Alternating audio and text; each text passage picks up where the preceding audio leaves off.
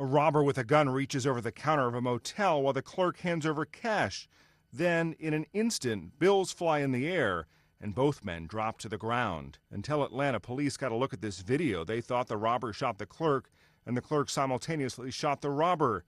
But the video shows that the man is the only one carrying a weapon. He didn't have no gun here. A family friend identifies the clerk as 19-year-old Rajesh Patel. He's doing fine. He's stable.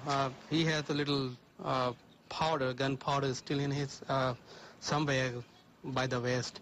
The doctors are taking care of that. Police told WSB-TV they believe the force of the first blast caused the gun to fire a second time. It seems that the would-be robber was struck once in the head and killed on scene. Investigators are now looking for a second suspect. Nobody knows who was inside or outside. I mean, one robber was inside, but beside that, we do not know anything. I mean, somebody may be outside in the car waiting for him. But the robber never made his escape. Matt Friedman, The Associated Press.